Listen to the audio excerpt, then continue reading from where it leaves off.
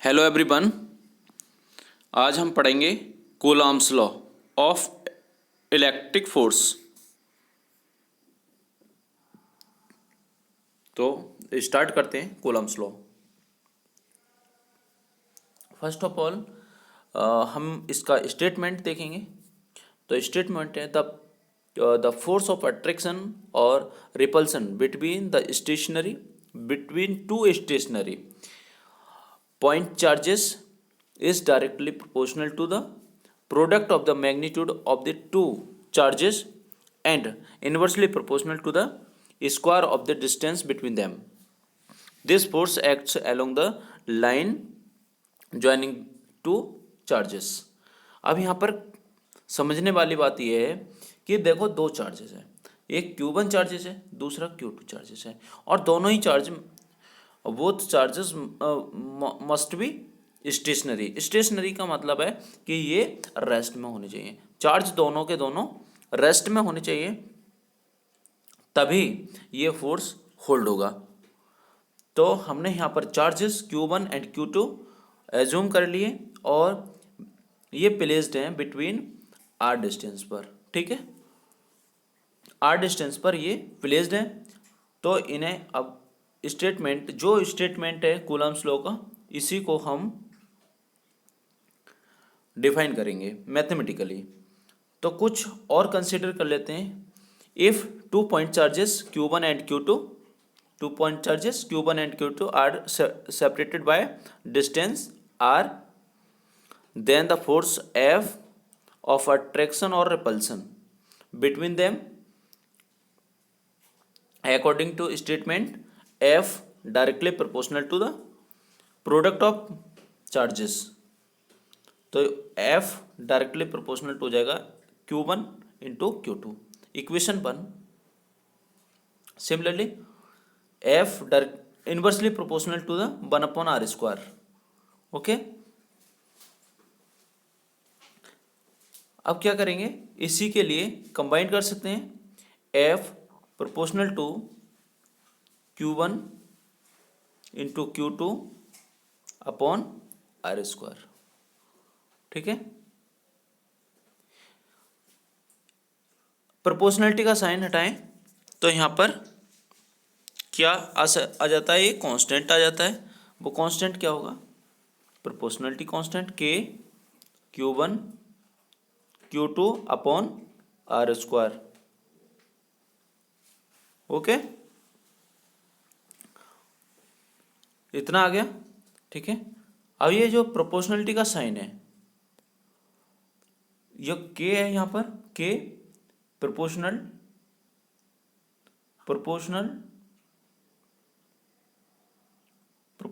Constant है ये। ठीक है, कांस्टेंट, इसकी जो वैल्यू होती है प्रोपोर्शनल कांस्टेंट के लिए फ्री स्पेस में इसकी वैल्यू होती है K equal to for free space K equal to 1/4 pi epsilon naught, और इसकी न्यूमेरिकल वैल्यू अगर कैलकुलेट करें तो आएगा 9 × 10⁹ न्यूटन मीटर स्क्वायर पर कूलम स्क्वायर। ये इसकी वैल्यू आ जाती है।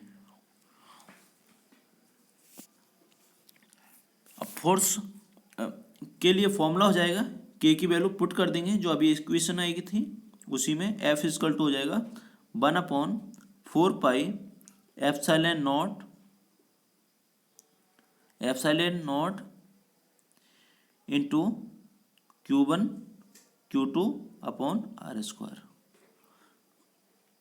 ये हो जाएगा रिपल्सन और attraction force between two stationary charges के बिटवीन जो फोर्स एक्ट हो रहा होगा वो फोर्स कितना होगा, F equal to 1/4 pi epsilon naught Q1 Q2 upon r²। Where epsilon naught क्या है, यहाँ पर एप्सिलॉन नॉट की बात करें तो एप्सिलॉन नॉट है हमारा परमिटिविटी ऑफ फ्री स्पेस। ठीक है, तो ये है परमिटिविटी।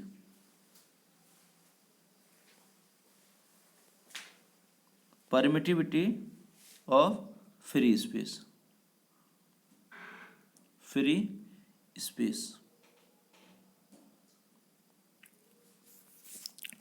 ठीक है, अब परमिटिविटी के लिए भी डिफाइन कर सकते हैं हम, लेकिन अभी फिलहाल क्या देखेंगे, अब देखेंगे कूलम्स लॉ का, law in vector form. Vector form में कूलम्स लॉ क्या होगा, चलो वेक्टर फॉर्म में भी अब इसे देख लेते हैं। वेक्टर फॉर्म में क्या होगा, वेक्टर फॉर्म में देखो, वेक्टर फॉर्म क्या होगी इसकी की, कूलम्स लॉ की वेक्टर फॉर्म, वेक्टर फॉर्म,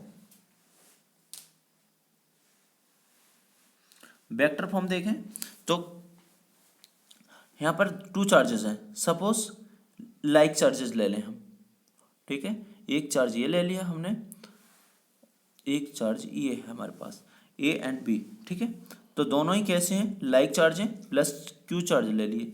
ठीक, Q1 और Q2, distance between them are, तो डायरेक्शन ऑफ फोर्स कितनी हो जाएगी, Q1 की वजह से जो फोर्स Q2 पर लगेगा उसकी डायरेक्शन होगी इस साइड हो जाएगी, राइट में, इसे बोलेंगे F21।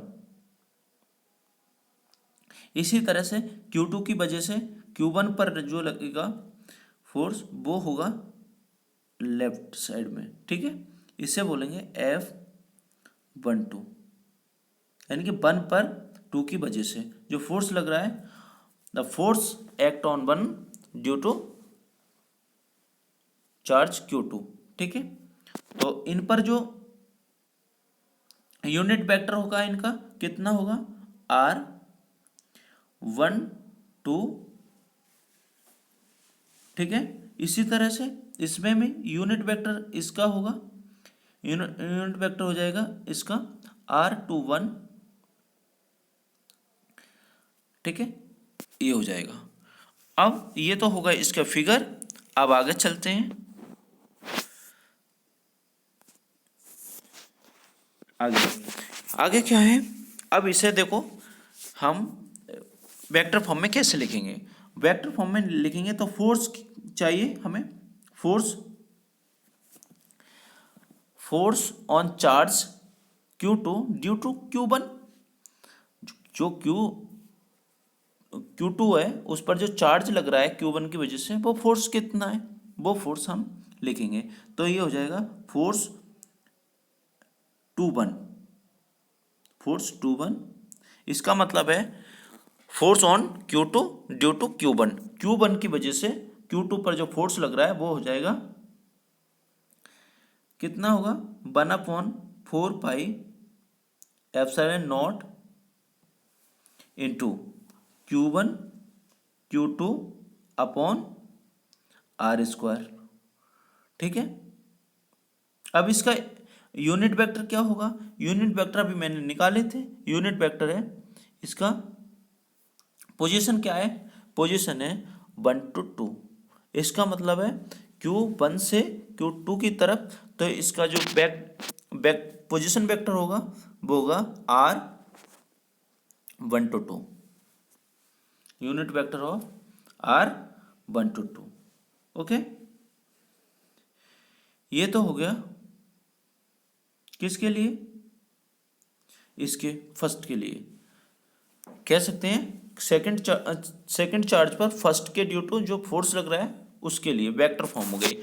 इसी तरह से जो R है, R को डिफाइन करें तो क्या हो जाएगा, R21। ये यूनिट वेक्टर किस तरह से हो जाएगा, ये होगा R12 के लिए निकाल रहे हैं, 1 2 तो vector 12 upon R, magnitude of R। ठीक है, इस तरह से हम इसे यूनिट वेक्टर को डिफाइन कर सकते हैं। ओके,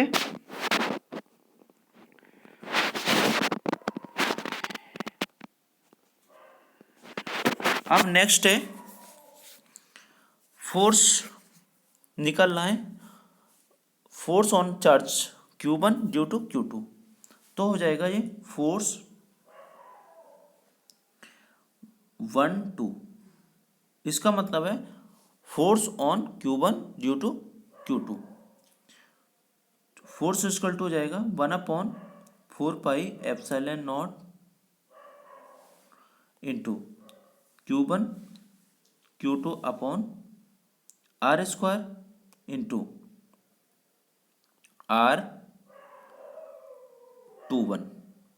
इसके लिए क्या हो जाएगी यूनिट वेक्टर 2 1, उसमें किसके लिए था 1 2 के लिए, ये इसके लिए फॉर्मूला हो जाएगा। ठीक है, वेक्टर फॉर्मूला। इसमें जो R है R21 है, R21 के लिए किस तरह से डिफाइन करेंगे, R21 के लिए डिफाइन करेंगे यूनिट वेक्टर ऑफ R21, तो ये हो जाएगा वेक्टर 2 1 अपॉन R। आई होप इतना समझ में आ गया होगा। इसी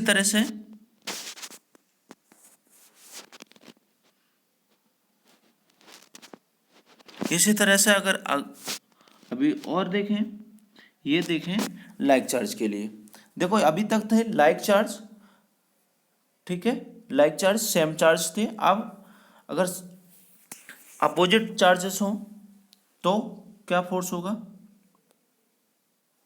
अपोजिट चार्जेस हों, देखो फोर्स अपोजिट है, सॉरी चार्जेस अपोजिट है, इस तरह से एक अपोजिट चार्ज है प्लस Q, ठीक है, R डिस्टेंस है, और दूसरा है माइनस Q, ठीक है, Q1 Q2।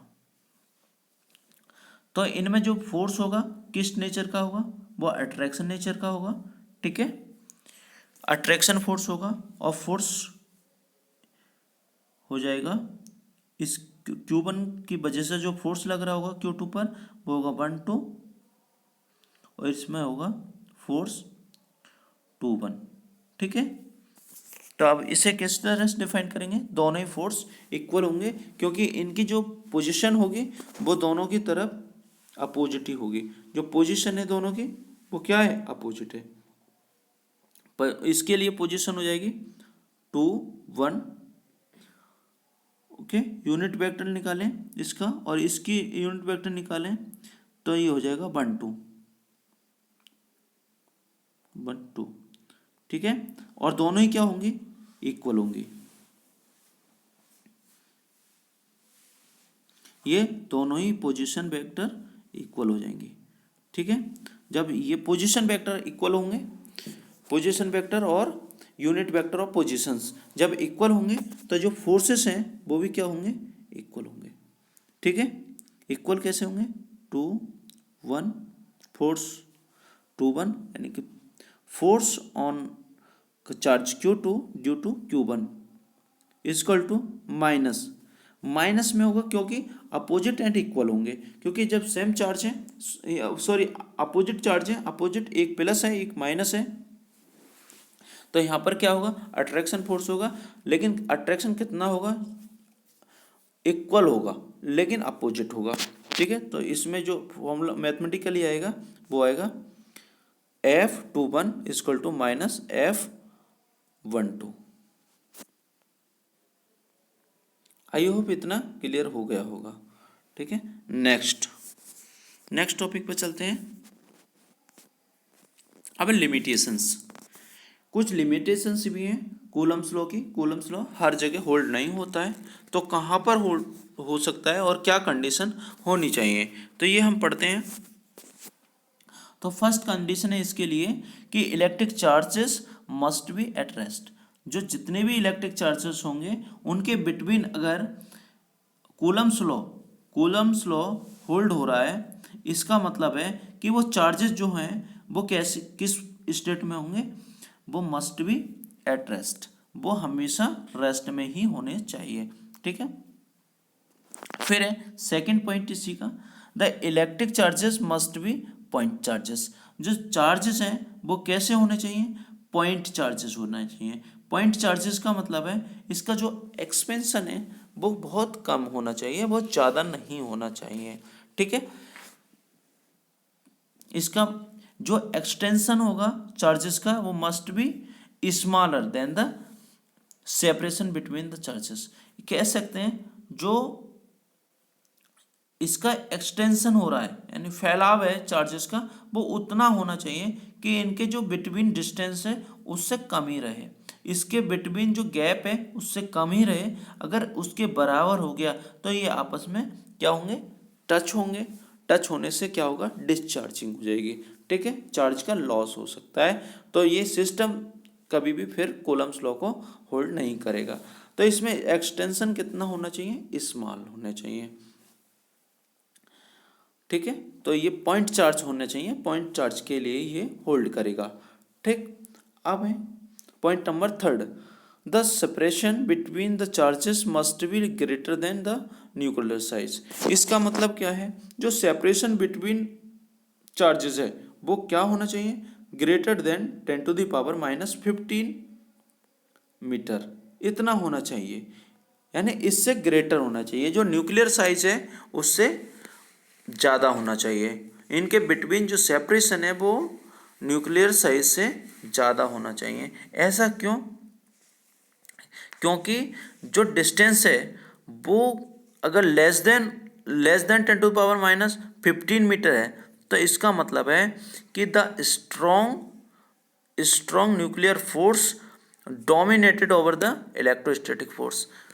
यानी कि अगर इससे कम हो जाएगी, सपोज करो कि आर लेस देन 10⁻⁻15 मीटर हो जाती है, इसका मतलब है जो इसमें स्ट्रॉन्ग न्यूक्लियर फोर्सेस है वो डोमिनेटेड हो जाएगा किस पर, इलेक्ट्रोस्टैटिक फोर्स पर। इसलिए ये जो कूलम्स लॉ है ये होल्ड होने के लिए क्या जरूरी है कि जो आर है वो ग्रेटर होनी चाहिए न्यूक्लियर साइज, ठीक है, जो न्यूक्लियर साइज है उससे ग्रेटर होना चाहिए।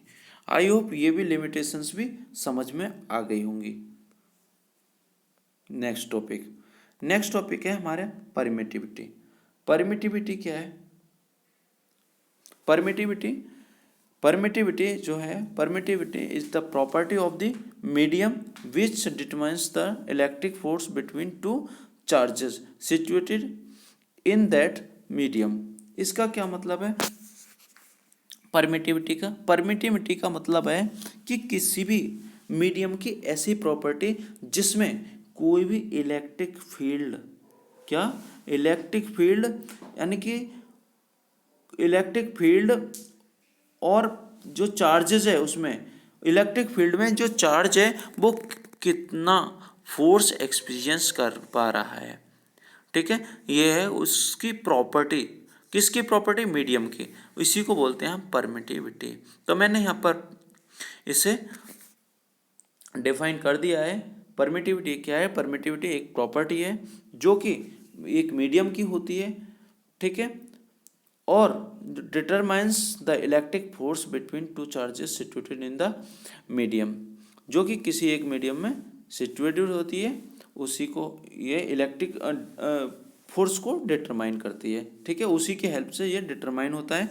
जैसे कोई भी फोर्स है, ठीक है, और जैसे दो चार्जेस हैं, इनके बिटवीन कोई एक फोर्स एक्ट हो रहा है, तो यहाँ पर ये चीज जो फोर्स है वो किसके थ्रू डिटरमाइन होगा, वो इलेक्ट्रिक परमिटिविटी के, यानी मीडियम की जो परमिटिविटी है उसके थ्रू ही हम इसे डिटरमाइन करेंगे। फिर है रिलेटिव परमिटिविटी। रिलेटिव परमिटिविटी एक होती है एब्सोल्यूट परमिटिविटी। एब्सोल्यूट परमिटिविटी क्या है, एब्सोल्यूट परमिटिविटी समझें तो permittivity of the free space. And absolute permittivity का मतलब है परमिटिविटी या जो प्रॉपर्टी है वो किसकी है, फ्री स्पेस की, उसे बोलते हैं हम एब्सोल्यूट परमिटिविटी, ठीक है। अब रिलेटिव अगली टर्म है डाइलेक्ट्रिक कांस्टेंट और रिलेटिव परमिटिविटी। इसका क्या मतलब है, ये होता है रेशियो, ये होता है रेशियो। रिलेटिव परमिटिविटी को डिनोट किया जाता है एप्सिलॉन आर से, और इसका जो रेशियो होता है वो होता है एप्सिलॉन अपॉन एप्सिलॉन नॉट, ठीक है। ये होती है ratio between the permittivity of medium and permittivity of free space. ठीक है, ये हो जाएगी हमारे रिलेटिव परमिटिविटी। द रेशियो, ऐसे डिफाइन करें तो करेंगे the ratio of forces between two charges placed some distance apart in free space to the form between the same two charges when they are placed in the same distance apart in the given medium, that is ratio, also called relative permittivity और dielectric constant. ठीक है, dielectric constant जो होता है उसका मतलब है कि कोई भी मीडियम है, कोई भी मीडियम कितनी इलेक्ट्रिक फील्ड सस्टेन कर पाएगा। ठीक है, वो कितनी इलेक्ट्रिक फील्ड सस्टेन कर पाएगा, ये जो प्रॉपर्टी है वही क्या है, परमिटिविटी ऑफ मीडियम। ठीक है, आई होप इतना क्लियर हो गया होगा। और रिलेटिव परमिटिविटी और डाइलेक्ट्रिक कांस्टेंट ये सब क्लियर हो गए होंगे। अगर एक बार रिलेटिव परमिटिविटी को फिर से मैं डिफाइन कर दे रहा हूँ, इसका मतलब है जो रेशियो है किसी मीडियम की परमिटिविटी का किसके साथ, फ्री स्पेस के परमिटिविटी के रेशियो जो लिया जाएगा वही क्या होगी, रिलेटिव परमिटिविटी होगी। ठीक है, आई होप इतना समझ में आ गया होगा। अगर इसे हम डिफाइन करने की कोशिश करें तो क्या होगा, डाइलेक्ट्रिक कांस्टेंट के लिए देखो, फोर्स किसी वैक्यूम में अगर दो चार्जेस रखे हैं तो उन पर जो फोर्स लग रहा होगा वो कितना होगा, वो होगा 1/4 pi epsilon naught into Q1 Q2 upon R square. Equation 1 कह सकते हैं इसके लिए, when the same two charges are placed same distance apart in any medium other than vacuum. अब वैक्यूम में नहीं है, किसी अन्य मीडियम में ये रखे हुए हैं तो क्या हो जाएगा, F इसे लिख सकते हैं मीडियम। ठीक है, F मीडियम इक्वल टू कितना हो जाएगा, 1/4 पाई एप्सिलॉन क्या हो जाएगा, अब एप्सिलॉन नॉट नहीं लेंगे क्योंकि एप्सिलॉन नॉट किसके लिए है, ये फ्री स्पेस के लिए, और एप्सिलॉन किसके लिए है, एप्सिलॉन है हमारा किसी मीडियम के लिए, और Q1 Q2 upon R square ऐसे ही रहेगा। दोनों का अगर हम रेशियो ले लें, दोनों का रेशियो ले लें, F vacuum upon F medium, F vacuum upon F medium, तो ये जो हमारी वैल्यू आएगी वो आएगी epsilon upon epsilon not, that is relative permittivity. ठीक है, रिलेटिव परमिटिविटी, इससे डिफाइन करेंगे तो क्या बता सकते हैं, the ratio of the permittivity of medium to the permittivity of free space is called relative permittivity or dielectric constant of the given medium। Okay, I hope इतना समझ में आ गया होगा। तो अगर समझ में आया है तो चैनल के लिए लाइक करें, शेयर करें, सब्सक्राइब करें और कमेंट सेक्शन में बताएं कि हमारी वीडियो कैसी लगी। Thank you so much.